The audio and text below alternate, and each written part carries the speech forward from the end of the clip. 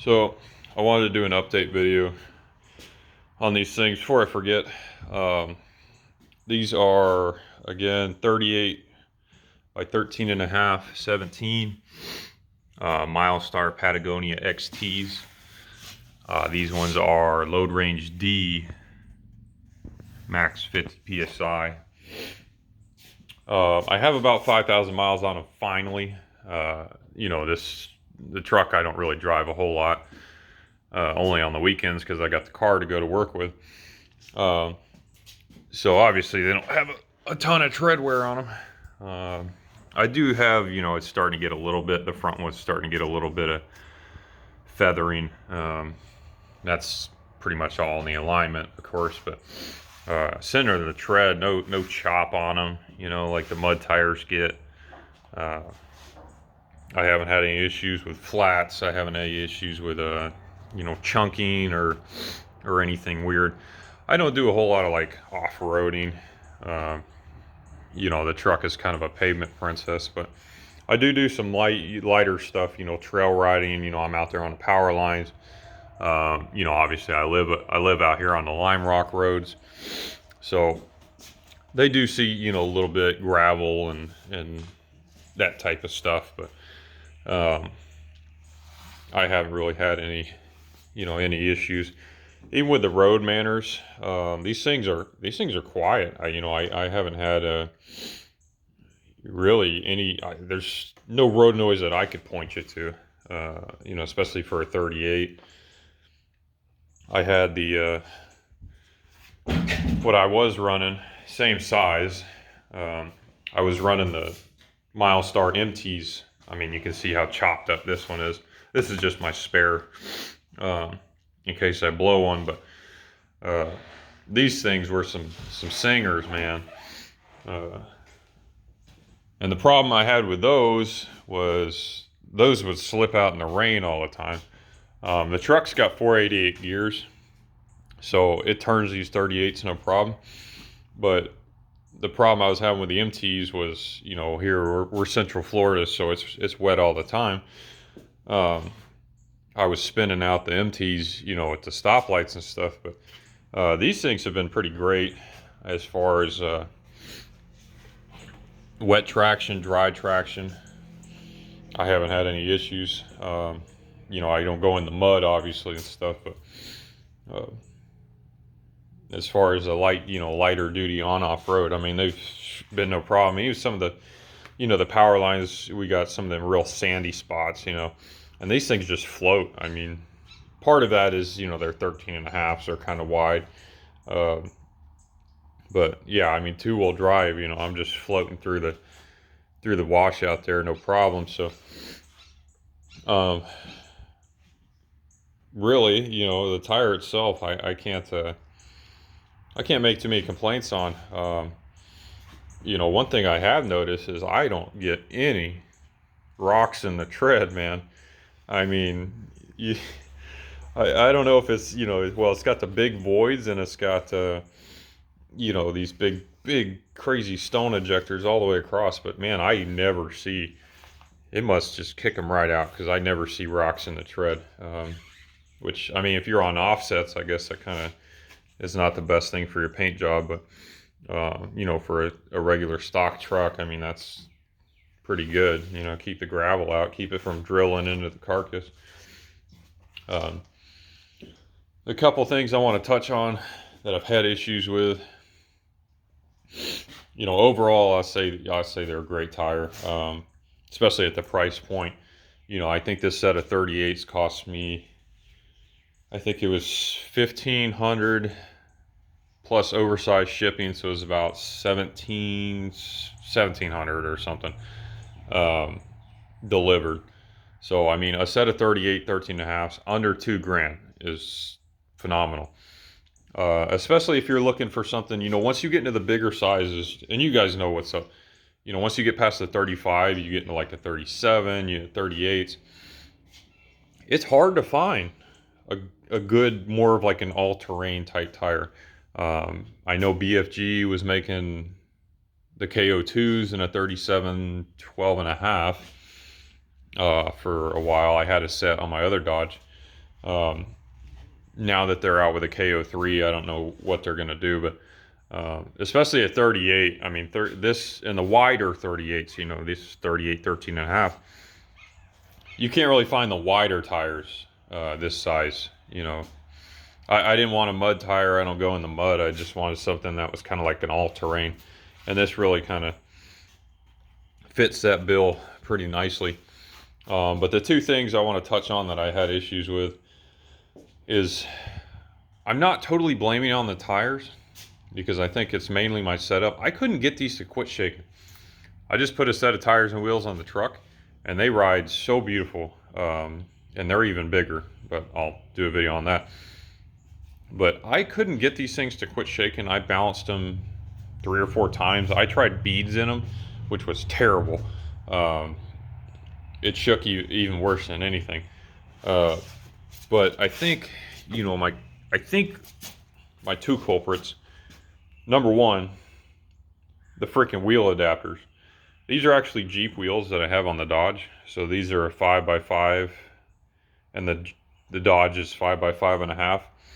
So I had the wheel adapters on, and I think that's probably, I think that's my shaking problem. But the other one is, you know, I balance these things with stick-on weights. Stick-on weights and clamp-ons on the inside. But, you know, these old steel wheels, I think they do so much better if you do the clamp-ons on the outside. I mean, it doesn't look as pretty. But I think I would get a better balance out of doing the clamp-ons out here as well. And I'll just paint them black or whatever. But I think I'm going to get rid of the wheels. I think I'm just going to get some wheels that fit the truck. Which brings me to my second point. Is let me see if one of these has the wear. I think this one does. So before I get into that, again, these are 13.5 wide. Milestar actually specifies for this tire, for the wheel width, the approved wheel width, to be 9 inches to, I think, 11.5 wide. The problem is, and I didn't realize because I don't really run the wider tires a lot, nobody makes a wide 17. There used to be a few out there, but the widest I could find on the regular market was a 17x10. These are 17x9s. So they're still within, you know, within the approved width, but they're on the skinnier side. You can find 17x10s, 17x11s are mainly like race applications, you know, stuff that fits like Camaros and Corvettes and stuff like that. And they're ridiculously expensive. 17x12s, good luck. I guess there used to be some. I think KMC used to make some. Weld used to make some. Nobody's making them anymore. You can get them custom made. Ridiculously expensive. So I think if you can get a hold of a set of 17x10s would be the best fit for these wheels. I mean, just by looking at them, you can almost tell they're sort of narrow. But if you look at this tire, you might be able to see. I don't know how well the camera will pick it up, but you can almost see the dark spot here. I think this was one of the rear tires. This other one may show it a little bit too. Yeah, not so well, but you can sort of see on this tire, you know, it's been contacting real good in the center, and then out on the edges, you can almost see the shadow, like it's not even touching the shoulders. And I played with tire pressures. You know, I run these things all the way down to like 25 psi, give or take, and it helps some. But you know, I think what the problem is, this is a 17x9 wheel, but I think it's too narrow. And I think what's happened is it kind of pinches that tire a little too much, so we're kind of high in the center, and then the edges are kind of squeezed in, you know. Even though it's within the approved rim width, I think you'd be much better off getting a 17 by 10 on there. You can almost just tell, like, just from the side profile, you know, how much it's kind of pulled in a little bit. Not too bad, but enough that, like I said, I noticed on the rear ones, especially, it's like it's not hitting the shoulders like it should. So overall, you know, 5,000 miles later, I think they're a great tire. I think I have to fix my setup. You know, they balanced out okay as far as on the machine. I had to play with match mounting a little bit, but they didn't take like an obscene amount of weights for the size. I think I just need to ditch the wheel spacers, get a set of rims that actually fit, and we should be good. But yeah, I mean, as far as like the on-road manners, they're okay. The one thing I run into is if I don't have the truck loaded, and if I pump these things all the way up to 50 psi, they do get a little squirrely, which is partly due to the size, and also, like I said, you know, the contact patch is not what it should be. But I keep them about 25 to 28. And like I said, I haven't had no issues with them. I mean, they seem to hold up well. I haven't had, you know, in at least 5,000 miles, you know, no crazy, nothing chopping, no chunking, no damage, no noise. So really, I mean, for the price, like I said, for the price point, you know, again, under $2,000, you know, $1,700, whatever I paid for them, for a set of 38, 13 and a halves, I think is great.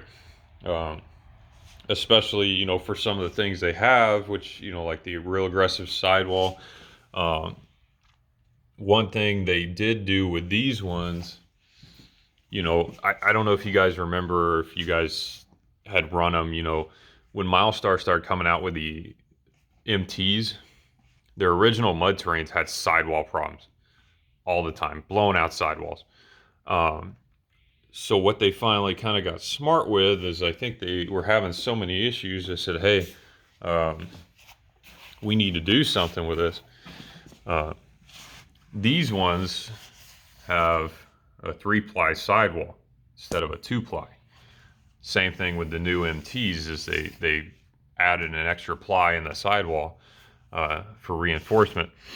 So, you know, they kind of said, hey, we're having so many issues, maybe we beef these things up a little bit, which I think was really smart. But yeah, I mean, they've been good tires. They're holding up just fine. I like them. I've actually had quite a few compliments and inquiries about them. You know, guys, especially because these are somewhat of a new tire. They only came out a couple years ago.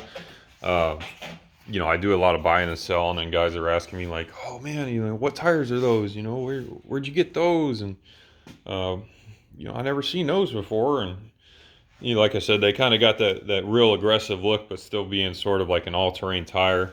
It'll be interesting to see how they wear some more, you know, once they hit these step downs and stuff like that. But yeah, I mean, the sidewalls are, I think, look awesome.